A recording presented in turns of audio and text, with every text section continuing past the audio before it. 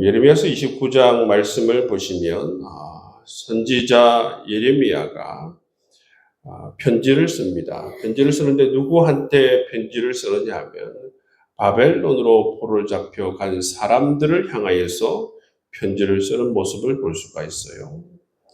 2절 말씀에는 그 편지를 쓴 시기가 나옵니다. 그때는 여고니아 왕후와 공중 내시들과 유다와 예루살렘의 고관들과 기능공과 토공들이 예루살렘에서 떠난 후라. 이 사람들이 예루살렘을 떠난 후에 이 편지를 바벨론 포로민들에게 예레미야가 편지를 쓴 것을 볼 수가 있습니다. 3절 말씀에 보면 편지를 전달한 사람이 있습니다. 그 사람은 누구냐 하면 사반의 아들 엘라사와 힐기야의 아들 그마랴, 이 두 사람이 바로 이 예레미야의 편지를 바벨론 포로에 있는 사람들에게 전달한 것을 볼 수가 있어요. 그리고 궁극적으로 이 편지 내용을 말씀하신 분은 누군가? 바로 만군의 여호와 이스라엘 하나님이시다. 편지를 쓴 사람은 예레미야이지만 궁극적으로 이 편지 내용을 말씀하신 분은 바로 만군의 여호와 이스라엘 하나님이심을 사절에서 이야기하고 있습니다. 그리고 나서 이 5절 이하의 내용을 보시면 편지 내용에 대해서 말씀하고 있는데, 첫 번째는 뭐냐면 하나님께서 이 바벨론 포로지에 살고 있는 사람들을 향해서 뭐라고 하느냐면 바벨론에 정착하라 말씀하고 있다는 것이죠. 바벨론에 정착하라. 여러분, 이 메시지는 이스라엘 백성들이, 이 유다 백성들이 포로 전에도 하나님께서 말씀하신 거예요. 바벨론의 포로가 될 것이다. 거기로 포로로 잡혀가는 것이 살 길이다. 말씀 꾸준히 이 예레미야를 통해서 말씀하신 것이죠. 그래서 이 바벨론에 빨리 정착할 것을 말씀하십니다. 8절 9절 말씀은 뭐냐면 이 거짓 선지자, 거짓 메시지를 조심하라 말씀하고 있어요. 여러분이 이 29장 말씀을 읽으면 또 기가 막힌 게 뭐냐 하면 이 거짓 선지자들이 이제 실제로 하나님께서 말씀을 선포한 것처럼 바벨론의 포로가 돼요. 바벨론의 포로가 되어서 바벨론으로 잡혀갑니다. 잡혀감에도 불구하고 거짓 선지자들은 뭐라고 이야기합니까? 거기에서도 우리가 몇 년 살지 않고 이 예루살렘으로 돌아가게 될 것이다. 또 이야기하는 거예요. 이런 바벨론에 의해서 망하고 또 포로로 끌려가기 전에는 뭐라고 했습니까? 우리는 절대로 바벨론에 의해서 망하지 않으리라. 망하지 않으리라. 하나님께서 우리를 지켜주실 것이다. 그 말씀을 하지 않았습니까? 그런데 그 예언이 잘못된 거짓 예언이 밝혀지게 되고 이처럼 바벨론으로 포로로 잡혀갔음에도 불구하고 이들은 그 바벨론 포로지에서도 계속적으로 자기 자신의 생각을 꺾지 않고 계속적으로 그 속에서도 거짓을 예언하는 것입니다. 곧 돌아가게 될 것이다. 여러분 10절 말씀해 보시면 곧 돌아가는 것이 아니라 여호와께서 이와 같이 말씀하시니라. 바벨론에서 70년이 차면 내가 너희를 돌보고 나의 선한 말을 너희에게 성취하여 너희를 이곳으로 돌아오게 하리라. 하나님의 말씀 무엇입니까? 70년이 되면 하나님께서 바로 이곳으로 돌아오게 하리라 말씀하고 있다. 이게 바로 하나님의 말씀이에요. 하나님의 말씀, 하나님의 뜻은 70년이 되어야 이곳에 돌아오게 한다는 것입니다. 그리고 그들을 향하여서 하나님의 생각을 이야기하고 있습니다. 너희를 향한 나의 생각은 내가 안 하니 평안이요 재앙이 아니니라.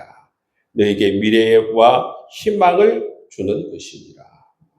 이것에 대해서도 사람들이 굉장히 오해했을 가능성이 많습니다. 그렇기 때문에 하나님께서 이렇게 말씀하시는 것이죠. 하나님 우리를 버렸다. 우리에게 재앙이 임하였다. 여러분, 이러한 생각을 가진 사람들이 많았다는 것이죠. 하나님께서는 이에 대해서 이 편지 내용을 통하여서 나의 생각을 내가 안 하니 평안이요 재앙이 아니니라. 오히려 너희에게 미래와 희망을 주기 위해서 이처럼 바벨론 포로로 잡혀가게 하였다. 이런 말씀을 하나님께서 전달해 주고 있습니다. 그리고 12절 이하의 말씀을 보시면 너희가 내게 부르짖으며 내게 와서 기도하면 내가 너희들을 기도를 들을 것이다 말씀하시죠. 이 포로지에서 전심으로 하나님을 찾으면 하나님께서 만나 주실 것이다. 기도하면 내가 그 기도를 들어줄 것이다 말씀하고 있다는 것입니다. 근데 여러분, 포로로 잡혀가기 전에 이 남유다 백성들이 하나님을 향해서 기도하지 않습니까? 기도했을 때 하나님께서 뭐라고 말씀하십니까? 내가 너 기도를 듣지 않는다. 더 이상 기도하지 말라고 그렇게 말씀하십니다. 여러분, 이처럼 이제는 포로지에 살고 있는 이들을 향해서 하나님께서 뭐라고 말씀하십니까? 이제 나를 전심으로 나를 찾고 찾으면 나를 만날 것이다. 너희가 내게 부르짖으면 너희 기도를 들을 것이다. 그렇게 말씀해 주시는 것을 볼 수가 있습니다. 하나님께서 이처럼 바벨론 포로지에 있는 이 유다 백성들을 향하여서 하나님께서 편지를 쓰시는 것을 볼 수가 있어요. 이 편지의 내용은 이처럼 굉장히 따뜻한 내용입니다. 이 포로지에 살고 있는 유다 백성들을 향한 하나님의 이 말씀과 삶의 방향을 제시하고 있다는 것이죠. 혼돈 가운데 있는 유다 백성들에게 바벨론에 정착하라. 거짓 선지자들의 그 거짓 메시지를 조심하라. 70년이 되어야 포로지에서 돌아오게 될 것이다. 너희를 향한 내 생각은 평안이요 재앙이 아니라 미래와 희망을 주기 위함이다. 너희들이 기도하면 내가 들을 것이고 전심으로 나를 찾으면 내가 만나 줄 것이다. 하나님의 이 따뜻한 마음을 전달해 주시는 모습을 볼 수가 있습니다. 여러분, 이 말씀처럼 하나님께서는 정말 발바닥부터 머리끝까지 죄로 가득한 이 유다 백성들을 바벨론 포로로 보낼 수밖에 없었지만 그럼에도 불구하고 하나님께서는 유다 백성에게 소망을 주길 원하시고 희망을 주길 원하시고 그들을 여전히 사랑하셔서 새로 사용하길 원하시는 하나님의 모습을 우리가 볼 수가 있는 것입니다. 여러분, 이 정도 되면 사실은 사람들은 다 마음이 떠나죠. 우리 하나님은 절대 포기하지 않습니다. 그대로 하나님께서는 사랑하시고 품으시고 그들을 회복시켜서 다시 사용하길 원하시는 하나님의 모습을 우리가 여기에서 만나고 있습니다. 여러분, 하나님께서 왜 이 포로로 잡혀간 이 유다 백성들을 향해서 편지를 써요? 왜 씁니까? 그들의 이 여러 가지 혼란 가운데에서 마음을 잘 정리하고 그들의 삶의 방향을 잘 정하고 빨리 정착하여서 살아가기를 원하는 그 마음에서 하나님께서 이 편지를 쓰고 있는 모습을 우리가 볼 수가 있는 것이지요. 이 하나님의 따뜻한 마음들을 우리가 이 세상을 살아가면서도 하나님께서 나를 향한 마음이 정말 재앙이 아니라 평안이고 뿐만 아니라 미래와 희망을 주기 위한 말씀을 내게 꾸준히 하시는구나. 그런 하나님의 마음을 계속적으로 가질 수 있는 여러분 될 수 있기를 주님의 이름으로 축복합니다. 이제 15절 말씀에 보시면 15절 말씀 이하를 보시면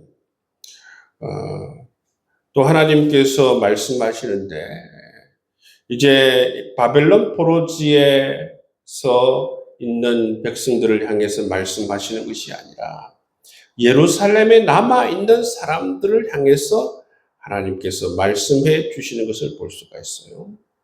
바벨론으로 포로로 잡혀가지 않고 예루살렘에 남아있는 사람들. 16절 말씀해 보십시오.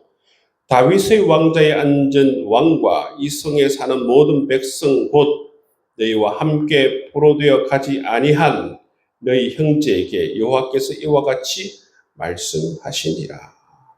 예루살렘에 남아있는 자들에게 하나님께서 말씀하시지요. 이때 사람들이 어떻게 생각했냐면 거짓 선지자의 말에 많이 현혹되어서 어떻게 생각했냐면 예루살렘을 떠나지 말라. 그리고 바벨론의 포로로 잡혀간 너희들도 조만간 예루살렘으로 다시 돌아오리라. 그렇게 말했어요. 그리고 사람들이 또 누구를 부러워했는가 하면 예루살렘에 아직 남아있는 자들을 부러워했어요. 이렇게 되기를 원했어요. 우리도 빨리 예루살렘으로 돌아가자. 그 메시지가 누구의 메시지입니까? 하나님의 메시지가 아니라 거짓 선지자들의 메시지였어요. 근데 사람들은 그 메시지를 듣고 정말 그의 말이 맞다라고 생각하고 다들 이 예루살렘에 남아있는 자들처럼 되기를 원했다라는 것입니다. 근데 하나님께서 뭐라고 말씀하십니까? 그 생각이 틀렸다 말하는 것이죠. 17절 말씀해 보시면 만군의 여호와께서 이와 같이 말씀하시되 보라 내가 칼과 기근과 전염병들을 그들에게 보내어 그들에게 상하여 먹을 수 없는 몹쓸 무화과 같게 하겠다 말씀하십니다. 여러분 예루살렘에 남아있는 사람들이 부러운 대상이 아니라 하나님께서 뭐라고 말씀하십니까? 상하여 먹을 수 없는 몹쓸 무화과 같게 하겠다 말씀하십니다. 그들을 내가 칼과 기근과 전염병으로 심판하겠다 말씀하고 있습니다. 왜 그러냐 하면 19절 말씀에 보면 그들이 내 말을 듣지 아니하였다. 선지자들을 꾸준히 보내었지만 그들이 내 말을 듣지 아니하였다. 하나님 말씀을 소중히 여기지도 않고 하나님 말씀을 지속적으로 거부하고 불순종하였어. 하나님께서 다 바벨론으로 끌려가는 것이 살 길이다. 그렇게 계속해서 말씀하셨음에도 불구하고 이 예루살렘에 남아있는 사람은 어떤 사람입니까? 그 말씀을 거부한 사람들, 불순종한 사람들이에요.